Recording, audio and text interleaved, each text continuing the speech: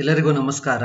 ಪ್ರಸ್ತುತಪಡಿಸುವವರು Suresh HB, ವಿಜ್ಞಾನ ಶಿಕ್ಷಕರು, ಬೆಂಗಳೂರು ಗ್ರಾಮಾಂತರ ಜಿಲ್ಲೆ. ಸಾಮಾನ್ಯ ವಿಜ್ಞಾನಕ್ಕೆ ಸಂಬಂಧಿಸಿದ ವಿಷಯಗಳ ಬಗ್ಗೆ ತಿಳಿದುಕೊಳ್ಳೋಣ. 0 ಡಿಗ್ರಿ ರೇಖಾಂಶ ಇದು ಇಂಗ್ಲೆಂಡ್ ನ ಗ್ರೀನ್ವಿಚ್ ಪ್ರದೇಶದ ಮೇಲೆ ಹಾದು ಹೋಗುತ್ತದೆ. ಭಾರತೀಯ ರಾಷ್ಟ್ರೀಯ ದಿನರೇಖೆ 83.5 ಡಿಗ್ರಿ ಪೂರ್ವ ರೇಖಾಂಶ ಇದು UP ಉತ್ತರ ಪ್ರದೇಶ ಅಲಹಾಬಾದ್ ಮೇಲೆ ಹಾದು ಹೋಗುತ್ತದೆ. ಫೆರಲ್ ನಿಯಮ, ಭೂಮಿಯ ಪರಿಭ್ರಮಣಾ ಫಲವಾಗಿ ಮಾರುತಗಳು ಉತ್ತರಾರ್ಧಗೋಳದಲ್ಲಿ ತಮ್ಮ ಬಲಗಡೆ ಹಾಗೂ ದಕ್ಷಿಣಾರ್ಧಗೋಳದಲ್ಲಿ ತಮ್ಮ ಎಡಗಡೆ ಬಾಗುತ್ತವೆ. ಸ್ಥಳಾಂತರ ಬೇಸಾಯ ಕೇರಳ, ಅಸ್ಸಾಂ, ಒರಿಸ್ಸಾ, ಆಂಧ್ರ ಮತ್ತು ಮಧ್ಯಪ್ರದೇಶಗಳಲ್ಲಿ ಕಂಡುಬರುತ್ತದೆ. ಸೌರವ್ಯೂಹದ ಗ್ರಹಗಳ ಬಗ್ಗೆ ತಿಳಿದುಕೊಳ್ಳೋಣ. ಬುಧ ಗ್ರಹ ಸೂರ್ಯನಿಗೆ ಹತ್ತಿರವಾದ ಗ್ರಹ, ಹೆಚ್ಚು ಉಷ್ಣಾಂಶವಿರುವ ಗ್ರಹ. ಇದು ಯಾವುದೇ ಉಪಗ್ರಹಗಳನ್ನು ಹೊಂದಿಲ್ಲ. ಶುಕ್ರ ಗ್ರಹ ಅತ್ಯಂತ ಪ್ರಕಾಶಮಾನವಾದ ಗ್ರಹ. ಇದನ್ನು ಬೆಳಗಿನ ನಕ್ಷತ್ರ, ಸಂಜೆಯ ನಕ್ಷತ್ರ, ಬೆಳ್ಳಿ ಚುಕ್ಕಿ ಅಂತಲೂ ಕೂಡ ಕರೆಯುತ್ತೇವೆ. ಇದು ಯಾವುದೇ ಉಪಗ್ರಹಗಳನ್ನು ಹೊಂದಿಲ್ಲ. ಭೂಮಿ ಜೀವರಾಶಿಯನ್ನ ಹೊಂದಿರುವ ಏಕೈಕ ಗ್ರಹ, ಆಮ್ಲಜನಕವಿರುವ ಗ್ರಹ.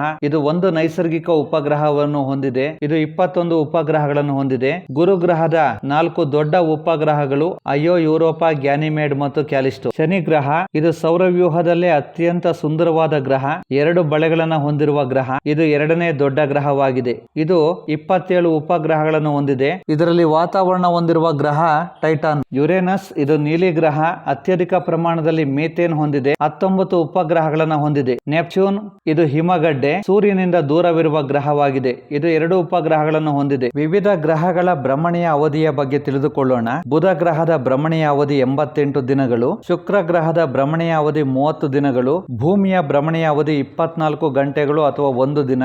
ಮಂಗಳ ಗ್ರಹದ ಭ್ರಮಣೆಯ ಅವಧಿ 24 ಗಂಟೆ 15 ನಿಮಿಷಗಳು. ಗುರು ಗ್ರಹದ ಭ್ರಮಣೆಯ ಅವಧಿ 10 ಗಂಟೆಗಿಂತ ಕಡಿಮೆ. ಶನಿ ಗ್ರಹದ ಭ್ರಮಣೆಯ ಅವಧಿ 112 ಗಂಟೆ. ಯುರೇನಸ್ ಗ್ರಹದ ಭ್ರಮಣೆಯ ಅವಧಿ 16 ಗಂಟೆ.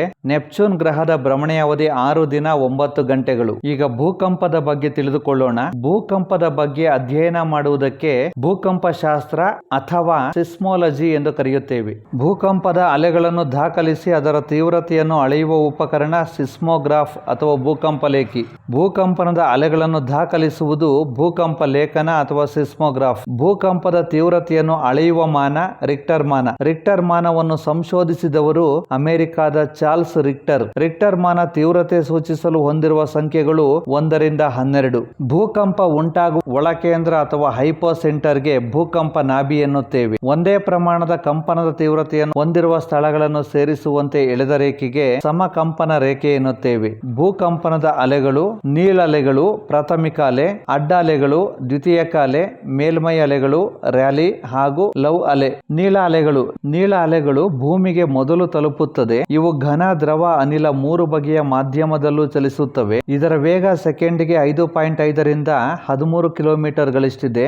ಇವುಗಳ ಕಂಪನ ಹಾನಿ ಕಡಿಮೆ. ಅಡ್ಡ ಅಲೆಗಳು ಪ್ರತಿ ಸೆಕೆಂಡಿಗೆ 3 ಕಿಲೋಮೀಟರ್ ನಿಂದ 7 ಕಿಲೋಮೀಟರ್ ವೇಗದಲ್ಲಿ ಚಲಿಸುವವು. ಈ ಅಲೆಗಳು ದ್ರವ ಮಾಧ್ಯಮದಲ್ಲಿ ಚಲಿಸುವುದಿಲ್ಲ. ಮೇಲ್ಮೈ ಅಲೆಗಳು ಪ್ರಾಥಮಿಕ ಮತ್ತು ಅಡ್ಡ ಅಲೆಗಳ ನಂತರ ಭೂ ಮೇಲ್ಮೈ ತಲುಪುತ್ತವೆ. ಇವುಗಳ ವೇಗವು ಸೆಕೆಂಡಿಗೆ 4 ರಿಂದ 4.3 ಕಿಲೋಮೀಟರ್ ಆಗಿರುತ್ತದೆ. ರಿಕ್ಟರ್ ಮಾನಕ್ಕಿಂತ ಮೊದಲು ಭೂಕಂಪನದ ತೀವ್ರತೆ ಅಳೆಯಲು ಮರ್ಕ್ಯಾಲಿ ಮಾಪಕ ಬಳಸುತ್ತಿದ್ದರು. ಮೇಲ್ಮೈ ಅಲೆಗಳು ಹೆಚ್ಚು ಕಂಪನ ಉಂಟು ಮಾಡುವುದರಿಂದ ಇವು ಹೆಚ್ಚು ಅಪಾಯಕಾರಿ. ಈಗ ಜ್ವಾಲಾಮುಖಿ ಬಗ್ಗೆ ತಿಳಿದುಕೊಳ್ಳೋಣ. ಜ್ವಾಲಾಮುಖಿಯಿಂದ ಹೊರಬರುವ ವಸ್ತುವೆಂದರೆ ಶಿಲಾಪಾಕ, ಶಿಲಾರಸ. ಇದನ್ನು ಮ್ಯಾಗ್ಮಾ ಎನ್ನುತ್ತೇವೆ. ಜ್ವಾಲಾಮುಖಿಯಿಂದ ಹೊರಬರುವ ಶಿಲಾವಸ್ತುಗಳನ್ನು ಪೈರೋಕ್ಲಾಸ್ಟ್ ಎನ್ನುತ್ತೇವೆ. ಶಿಲಾರಸವು ಘನೀಕರಣ ಹೊಂದುವುದಕ್ಕೆ ಮೊದಲು ಮೇಲ್ವಲಯಕ್ಕೆ ಹರಿದು ಬರುವ ಶಿಲಾಪಾಕವೇ ಲಾವಾರಸ.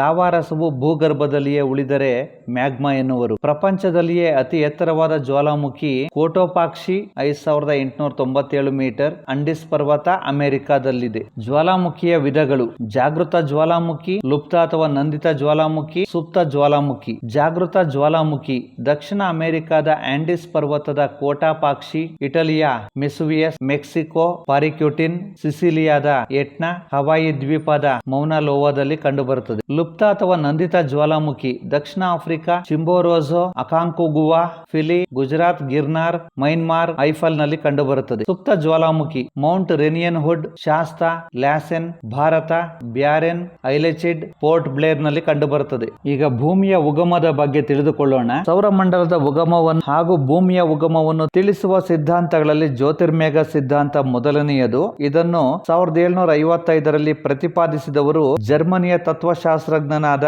ಇಮ್ಯಾನ್ಯುಯಲ್ ಕ್ವಾಂಟ್. ನೈಸರ್ಗಿಕವಾಗಿ ನಿರ್ಮಾಣವಾದ ಅತೃಷ್ಣ ಹಾಗೂ ಸ್ವಯಂ ಭ್ರಮಣ ಹೊಂದಿರುವ ಅನಿಲದ ರಾಶಿಯನ್ನೇ ನಿಹಾರಿಕ ಅಥವಾ ಜ್ಯೋತಿರ್ಮೇಘ ಎನ್ನುವರು. ಈ ಕೆಳಕಂಡ ಸಿದ್ಧಾಂತಗಳನ್ನು ಸೌರಮಂಡಲದ ಜೊತೆಗೆ ಭೂಮಿಯ ಉಗಮವನ್ನು ತಿಳಿಸಿದೆ. ಜ್ಯೋತಿರ್ಮೇಘ ಸಿದ್ಧಾಂತ, ಘನೀಕರಣ ಸಿದ್ಧಾಂತ, ಉಬ್ಬರವಿಳಿತ ಸಿದ್ಧಾಂತ, ಗ್ರಹಕಣ ಸಿದ್ಧಾಂತ, ದ್ವಿನಕ್ಷತ್ರ ಸಿದ್ಧಾಂತ, ಮಹಾಸ್ಫೋಟ ಸಿದ್ಧಾಂತ. ವಿಶ್ವದ ಹುಟ್ಟು ಮತ್ತು ರಚನೆಯನ್ನು ವೈಜ್ಞಾನಿಕವಾಗಿ ಸಾಪೇಕ್ಷ ಸಿದ್ಧಾಂತ, ಗುರುತ್ವ ಬಲ, ವಿದ್ಯುತ್ ಕಾಂತ ಬಲ ಮುಂತಾದವುಗಳ ಆಧಾರಗಳೊಂದಿಗೆ ಪ್ರತಿಪಾದಿಸಲಾಗಿದೆ. ಈ ಸಿದ್ಧಾಂತದ ಪ್ರತಿಪಾದಕರು ಅಬ್ಬೆ ಜಾರ್ಜಸ್ ಲಿಮೈತ್ರೆ, ಎಡ್ವಿನ್ ಹಬಲ್. ವಿಶ್ವದಲ್ಲಿ ಅಸಂಖ್ಯಾತ ಕ್ಷೀರ ಪಥಗಳಿರುವುದನ್ನು ಪತ್ತೆ ಹಚ್ಚಿದರು. 15 ಬಿಲಿಯನ್ ವರ್ಷಗಳ ಹಿಂದೆ ಮಹಾಸ್ಫೋಟ ಉಂಟಾಗಿ ನಮ್ಮ ಭೂಮಿಯು 4.6 ಬಿಲಿಯನ್ ವರ್ಷಗಳ ಹಿಂದೆ ಹುಟ್ಟಿರುವುದೆಂದು ಅಂದಾಜಿಸಲಾಗಿದೆ. ಭೂಮಿಯ ಆಕಾರ, ಗಾತ್ರ ಮತ್ತು ಚಲನೆಯ ಬಗ್ಗೆ ತಿಳಿದುಕೊಳ್ಳೋಣ. ಕ್ರಿಸ್ಟೋಫರ್ ಕೊಲಂಬಸ್ 1492ರಲ್ಲಿ ಅಮೆರಿಕ ಖಂಡವನ್ನು ಸಂಶೋಧಿಸಿದರು. ವಾಸ್ಕೋಡ ಗಾಮ ಗುಡ್ ಹೋಪ್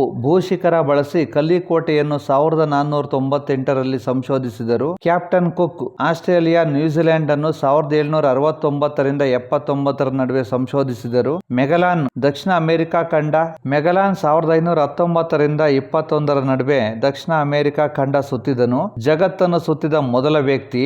ಭೂಮಿ ಗುಂಡಾಗಿದೆ ಎಂದು ಊಹಿಸಿದನು. ರಾಬರ್ಟ್ ಎಡ್ವರ್ಡ್ ಪಿಯರಿ ಉತ್ತರ ಧ್ರುವವನ್ನು 1909ರಲ್ಲಿ ಸಂಶೋಧಿಸಿದನು. ಅಮುಂಡ್ ಸೆನ್ ರೊಡಾಲ್ಡ್ ದಕ್ಷಿಣ ಧ್ರುವವನ್ನು 1911ರಲ್ಲಿ ಸಂಶೋಧಿಸಿದನು. ಗೆಲಿಲಿಯೋ ದೂರದರ್ಶಕ ಉಪಕರಣವನ್ನು ಶೋಧಿಸಿದ ನಂತರ ಸೂರ್ಯ ಕೇಂದ್ರವಾದವು ವೈಜ್ಞಾನಿಕ ಮನ್ನಣೆಯನ್ನು ಗಳಿಸಿತು. ಕೋಪರ್ನಿಕಸ್, ಗೆಲಿಲಿಯೋ ಮುಂತಾದವರು ದೂರದರ್ಶಕ ಯಂತ್ರದ ಸಹಾಯ ಪಡೆದು ಭೂಮಿ ಗೋಳಾಕಾರವಾಗಿದ್ದು ಅದು ಸೂರ್ಯನ ಸುತ್ತ ಪರಿಭ್ರಮಿಸುವುದೆಂದು ವೈಜ್ಞಾನಿಕವಾಗಿ ಮಂಡಿಸಿದರು. 17ನೇ ಶತಮಾನದಲ್ಲಿ ಐಸಾಕ್ ನ್ಯೂಟನ್ರು ಭೂಮಿಯು ಗುಂಡಾಗಿರದೆ ಗೋಳಾಕಾರವಾಗಿದೆ ಎಂದು ತಿಳಿಸಿದರು. 1492ರಲ್ಲಿ ಕೊಲಂಬಸ್, 1519ರಲ್ಲಿ ಮೆಗಲನ್. ಪ್ರಪಂಚ ಪರ್ಯಟನೆಗಳಿಂದ ಭೂಮಿ ಗುಂಡಾಗಿರುವುದೆಂಬ ವಾದವು ಪುಷ್ಟೀಕರಿಸಲ್ಪಟ್ಟಿತು. ಸೂರ್ಯ ಕೇಂದ್ರವಾದ ಪೈಥಾಗೊರಸ್ ಪ್ರತಿಪಾದನೆ. ಭೂಮಿಯು ತನ್ನ ಅಕ್ಷದ ಸುತ್ತ ಸುತ್ತುವುದರ ಜೊತೆಗೆ ಸೂರ್ಯನ ಸುತ್ತಲೂ ಸುತ್ತುವುದು, ಇದು ಸೂರ್ಯ ಕೇಂದ್ರವಾದ. ಭೂಮಿಯು 2 ಬಗೆಯ ಚಲನೆಯನ್ನು ಹೊಂದಿದೆ: ದೈನಂದಿನ ಚಲನೆ ಅಥವಾ ಅಕ್ಷ ಭ್ರಮಣ, ವಾರ್ಷಿಕ ಚಲನೆ ಅಥವಾ ಪರಿಭ್ರಮಣ. ದೈನಂದಿನ ಚಲನೆ ಅಥವಾ ಅಕ್ಷ ಭ್ರಮಣ ಭೂಮಿಯು ತನ್ನ ಅಕ್ಷದ ಸುತ್ತಲೂ ಪಶ್ಚಿಮದಿಂದ ಪೂರ್ವಕ್ಕೆ ಒಂದು ಸುತ್ತು ಹಾಕುವುದು. ವಾರ್ಷಿಕ ಚಲನೆ ಅಥವಾ ಪರಿಭ್ರಮಣ ಭೂಮಿಯು ಒಂದು ಸುತ್ತನ್ನು ಪೂರ್ಣಗೊಳಿಸಲು 23 ಗಂಟೆ 56 ನಿಮಿಷ 4 ಸೆಕೆಂಡ್ ತೆಗೆದುಕೊಳ್ಳುತ್ತದೆ. ಇದನ್ನು ನಾಕ್ಷತ್ರಿಕ ದಿನ ಅಥವಾ ಸಿಡರಲ್ ದಿನ ಎನ್ನುತ್ತೇವೆ. ವಾರ್ಷಿಕ ಚಲನೆ ಭೂಮಿಯು ಸೂರ್ಯನ ಸುತ್ತ ಒಂದು ಸುತ್ತು ಹಾಕಲು ತೆಗೆದುಕೊಳ್ಳುವ ಕಾಲ 1 ವರ್ಷ. ಒಂದು ಸೂರ್ಯೋದಯದಿಂದ ಮತ್ತೊಂದು ಸೂರ್ಯೋದಯಕ್ಕೆ ಬೇಕಾಗುವ ಅವಧಿ 24 ಗಂಟೆ ಆಗಿದ್ದು ಇದನ್ನು ಸೌರ ದಿನ ಎನ್ನುತ್ತೇವೆ. ಭೂಮಿಯ ಅಕ್ಷ ಭೂಮಿಯ ಉತ್ತರ ಧ್ರುವ ಮತ್ತು ದಕ್ಷಿಣ ಧ್ರುವಗಳನ್ನು ಸೇರಿಸಿ ಎಳೆದಿರುವ ಊಹಾ ರೇಖೆಯನ್ನು ಭೂಮಿಯ ಅಕ್ಷ ಎನ್ನುತ್ತೇವೆ. ಭೂ ಅಕ್ಷದ ಓರೆಯಾಗಿರುವಿಕೆ ಭೂಮಿಯ ಅಕ್ಷ ಸಮಭಾಜಕ ವೃತ್ತಕ್ಕೆ ಲಂಬವಾಗಿದ್ದು ಅದರ ಭೂಪಥಕ್ಕೆ 66ರಷ್ಟು ಅಥವಾ ಭೂಪಥದ ಲಂಬಕ್ಕೆ 23ವರೆಯಷ್ಟು ಓರೆಯಾಗಿದೆ. ಇದನ್ನೇ ಭೂ ಅಕ್ಷದ ಓರೆಯಾಗುವಿಕೆ ಎನ್ನುವರು. ಭೂಮಿಯ ದೈನಂದಿನ ಚಲನೆಯಿಂದ ಉಂಟಾಗುವ ಪರಿಣಾಮಗಳಲ್ಲಿ ಹಗಲು ಮತ್ತು ರಾತ್ರಿಗಳು ಬಹುಮುಖ್ಯವಾದದ್ದು. ವಾರ್ಷಿಕ ಚಲನೆ ಭೂಮಿಯು ತನ್ನ ಅಕ್ಷದಲ್ಲಿ ಸುತ್ತುತ್ತಾ ಸೂರ್ಯನ ಸುತ್ತಲೂ ನಿರ್ದಿಷ್ಟವಾದ ಅಂಡಾಕಾರದ ಪಥದಲ್ಲಿ ಸುತ್ತುವುದನ್ನೇ ವಾರ್ಷಿಕ ಚಲನೆ ಎನ್ನುತ್ತೇವೆ. ಭೂಮಿಯು ತನ್ನ ಪಥದಲ್ಲಿ ಒಂದು ಸುತ್ತನ್ನು ಪೂರೈಸಲು 365 ದಿನ 5 ಗಂಟೆ 48 ನಿಮಿಷ ತೆಗೆದುಕೊಳ್ಳುತ್ತದೆ. ಈ ಅವಧಿಯೇ ನಾಕ್ಷತ್ರಿಕ ವರ್ಷ. ಭೂಮಿಯು ಸೂರ್ಯನ ಸುತ್ತ ಒಂದು ಸುತ್ತು ಹಾಕಲು 365 ದಿನ ತೆಗೆದುಕೊಳ್ಳುತ್ತದೆ. ಒಂದು ವರ್ಷವು 365 ದಿನ ಹೊಂದಿದ್ದು ಉಳಿದ ಕಾಲು ದಿನವನ್ನು 4 ವರ್ಷಗಳಿಗೊಮ್ಮೆ ಸೇರಿಸಿ ಒಂದು ದಿನವೆಂದು ಪರಿಗಣಿಸಿ ಫೆಬ್ರವರಿ ತಿಂಗಳಲ್ಲಿ ಸೇರಿಸಿ ಆ ವರ್ಷವನ್ನು ಅಧಿಕ ವರ್ಷ ಅಥವಾ ಲೀಪ್ ಇಯರ್ ಎನ್ನುತ್ತೇವೆ. ಕ್ರಿಶ್ಚಿಯನ್ ಕ್ಯಾಲೆಂಡರ್ ನಲ್ಲಿ ಯಾವ ವರ್ಷವು 4ರಿಂದ ಶೇಷ ರಹಿತವಾಗಿ ಭಾಗಿಸಲ್ಪಡುವುದೋ ಅದು ಅಧಿಕ ವರ್ಷವಾಗಿರುತ್ತದೆ. ಉದಾಹರಣೆಗೆ 1992, 2000, 2004, 2008, 2012, 2016, 2020, 2024 ಮುಂತಾದವುಗಳು. ಈ ಸಂಖ್ಯೆಗಳು 4ರಿಂದ ಸಂಪೂರ್ಣವಾಗಿ ಭಾಗವಾಗುತ್ತವೆ. ಭೂಪಥ ಭೂಮಿಯು ಸೂರ್ಯನ ಸುತ್ತ ನಿರ್ದಿಷ್ಟವಾದ ಮಾರ್ಗದಲ್ಲಿ ಪರಿಭ್ರಮಿಸುವ ಮಾರ್ಗ ಭೂಪಥ. ಸುತ್ತಳತೆ 927.7 ಕಿಲೋಮೀಟರ್. ಭೂಮಿಯ ವಾರ್ಷಿಕ ಚಲನೆಯಲ್ಲಿ ಜುಲೈ 4 ಭೂಮಿಯು ಸೂರ್ಯನಿಗೆ ಅತಿ ದೂರದಲ್ಲಿರುತ್ತಾನೆ. ಈ ಸ್ಥಾನವನ್ನು ಉಚ್ಚ ಸ್ಥಾನ ಎನ್ನುತ್ತೇವೆ. ಇದೇ ರೀತಿ ಜನವರಿ 3ರಂದು ಭೂಮಿಯು ಸೂರ್ಯನಿಗೆ ಅತಿ ಸಮೀಪದಲ್ಲಿ ಸ್ಥಾನದಲ್ಲಿರುತ್ತಾನೆ. ಈ ಸ್ಥಾನವನ್ನೇ ನೀಚ ಸ್ಥಾನ ಎನ್ನುವರು. ಭೂಮಿಯು ಸೂರ್ಯನ ಸುತ್ತಲೂ ಎಡದಿಂದ ಬಲಕ್ಕೆ ಪ್ರತಿ ನಿಮಿಷಕ್ಕೆ 1763.8 ಕಿಲೋಮೀಟರ್ ವೇಗದಲ್ಲಿ ಸುತ್ತುತ್ತದೆ. ಭೂಮಿಯ ವಾರ್ಷಿಕ ಚಲನೆಯಿಂದ ಉಂಟಾಗುವ ಪರಿಣಾಮಗಳಲ್ಲಿ ಋತುಗಳು ಅತಿ ಮುಖ್ಯವಾದದ್ದು. ಋತುಗಳು ಉಂಟಾಗಲು ಮುಖ್ಯ ಕಾರಣ ಭೂಮಿಯ ವಾರ್ಷಿಕ ಚಲನೆ ಮತ್ತು ಭೂ ಅಕ್ಷದ ಓಲುವಿಕೆ. ಮಾರ್ಚ್ 21, ಸೆಪ್ಟೆಂಬರ್ 23 ಸೂರ್ಯನ ನೇರ ಕಿರಣಗಳು ಸಮಭಾಜಕ ವೃತ್ತದ ಮೇಲೆ ಬೀಳುತ್ತದೆ. ಇದರಿಂದ ಪ್ರಪಂಚದ ಎಲ್ಲಾ ಕಡೆ ಹಗಲು ಮತ್ತು ರಾತ್ರಿ ಅವಧಿ ಸರಿಯಾಗಿ 12 ಗಂಟೆಗಳಾಗಿರುತ್ತದೆ. ಈ ದಿನಗಳನ್ನೇ ವಿಷುವತ್ಸಂಕ್ರಾಂತಿ ಎನ್ನುವರು. ಜೂನ್ 21ರಂದು ಸೂರ್ಯನ ನೇರ ಕಿರಣಗಳು ಕರ್ಕಾಟಕ ಸಂಕ್ರಾಂತಿ ವೃತ್ತದ ಮೇಲೆ ಬೀಳುವುದರಿಂದ ಇದನ್ನು ಕಟಕಾಯ ಅಥವಾ ಕರ್ಕ ಸಂಕ್ರಾಂತಿ ಎನ್ನುವರು. ಆರ್ಕ್ಟಿಕ್ ವೃತ್ತದಿಂದ ಉತ್ತರದವರೆಗೆ ಹಾಗೂ ಅಂಟಾರ್ಟಿಕ್ ವೃತ್ತದಿಂದ ದಕ್ಷಿಣದವರೆಗೆ ಇರುವ ಪ್ರದೇಶವನ್ನು ಶೀತವಲಯ ಎನ್ನುವರು. ಉತ್ತರ ಗೋಳಾರ್ಧದಲ್ಲಿ ಬೇಸಿಗೆಯಾಗಿದ್ದಾಗ ಶೀತವಲಯದಲ್ಲಿ ಸೂರ್ಯನು ದಿನದ 24 ಗಂಟೆಗಳಲ್ಲೂ ದಿಗಂತದಲ್ಲಿ ಗೋಚರಿಸುತ್ತಾನೆ. ಅಂದರೆ ಸೂರ್ಯ ಮುಳುಗುವುದೇ ಇಲ್ಲ. ಹಾಗಾಗಿ ನಾರ್ವೆ ದೇಶವನ್ನು ಮಧ್ಯರಾತ್ರಿಯ ಸೂರ್ಯನ ನಾಡು ಎನ್ನುವರು. ವೀಕ್ಷಿಸಿದ್ದಕ್ಕೆ ಧನ್ಯವಾದಗಳು.